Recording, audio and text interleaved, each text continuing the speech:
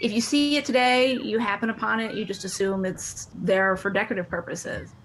A cinder block wall with a few different names: the Wailing Wall, the BIrwood Wall, the 8 Mile Wall. It's just south of 8 Mile Road, built by a real estate developer to separate people by race 80 years ago. I thought about a lot.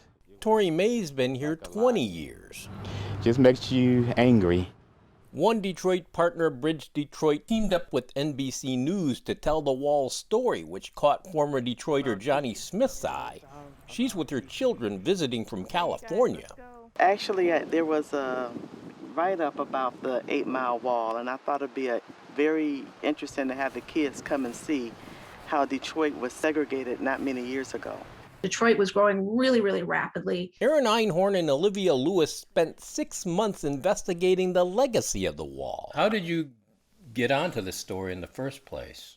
Yeah, actually, it was last summer at the height of the protests, and George Floyd had been killed, and then there were all these other viral videos. And we were really struck by how differently people were viewing these events, like completely different lenses.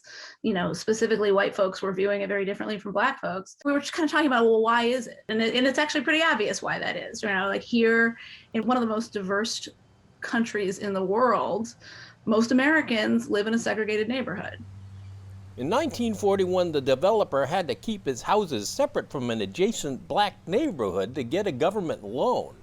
Up went a wall between BIrwood and Mendota Streets, the embodiment of redlining, lending money but leaving out African Americans. If you lived in that house. More recently, Elizabeth Warren made a campaign stop here, and Gerald Van Dusen wrote a book about it. You think most Detroiters even know about this wall? Most people living on Mendota and BIrwood don't know about the origins of the wall.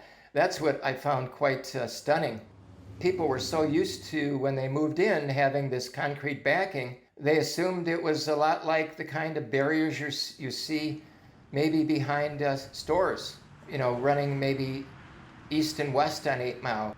I knew about the wall. My mom had told me about the wall when I was younger because she grew up in a neighborhood close by. My family also has ties to the neighborhood. My father grew up half a mile south of the wall. Some of the people we interviewed for the story were my father's, elementary school classmates. And this was actually, for me, a pretty revealing discovery. I think all of the white folks that we interviewed, none of them knew the wall was there when they were kids growing up. There's been stories done about this wall before, but yours had some new information that probably was a revelation to a lot of people in Detroit.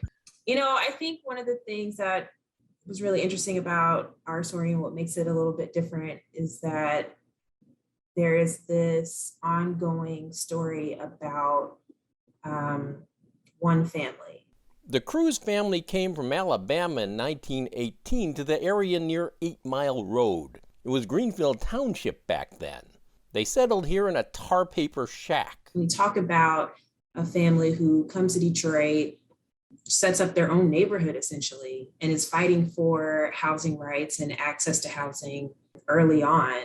And then to see that play out over decades, I think is really important. When we were getting started on this project, we were trying to figure out, well, okay, who built the wall? And we talked to experts and nobody seemed to know. And this was surprising because the wall's, as you said, gotten a lot of attention in recent years, but missing from that narrative has been who built the thing. A dive into the archives revealed the developer, a prominent Detroiter from a prominent family, even today. James T. McMillan and his two sons were the people who built the wall. James T. McMillan's grandfather was James McMillan, who represented Michigan in the United States Senate around the turn of the 20th century. It's important to know who was behind things just so that we can go back and see how history played out.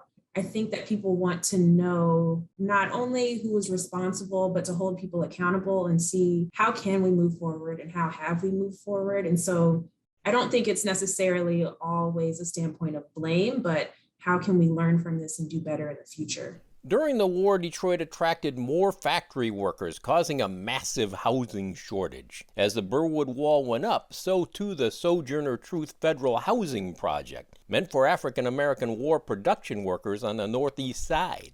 Trouble was, white people showed up when they tried to move in. That particular incident, the riot, maybe even that is lost to history for a lot of people in Detroit. Pretty much lost as well. It still stands. And I went over there one day fairly recently, and I was talking to the current manager of the public housing unit. They had no idea of the history of that structure and what had taken place during the war years. Gerald Van Dusen wrote a book about the Sojourner Truth riot, too.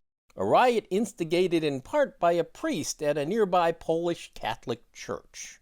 And the arrests were primarily of blacks, even though whites were doing just as much of the pushing and pulling and rock throwing and the like. As the country united against the Germans and Japanese, in Detroit, the arsenal of democracy, a fight was on to keep society segregated. And the rules simply said this, that if you're going to put up housing, public housing, if the neighborhood is predominantly black, then the housing will be exclusively black. If it's predominantly white, it'll be exclusively white. If it's a mixed neighborhood, well, theoretically, it could be mixed, but never was it mixed. It was going to be one or the other, and typically it was in a mixed neighborhood, it was white. Sojourner Truth became a rallying cry. A conflict over housing and race heard nationally. The BIrwood Wall incident, the Sojourner Truth incident, and then the hate strikes at the Packard plant and other factory plants really precipitated the race riot of 1943, the biggest riot of the war. You know, I was driving recently down a broad boulevard that had a grassy median down the middle, right near the border of Detroit and Grosse Pointe, and thinking like, oh, I understand why this was here. A lot of those broad boulevards with grassy medians were built for the same exact reason this wall was built. We have all these legacies in all these different places, and we may not even know they're there.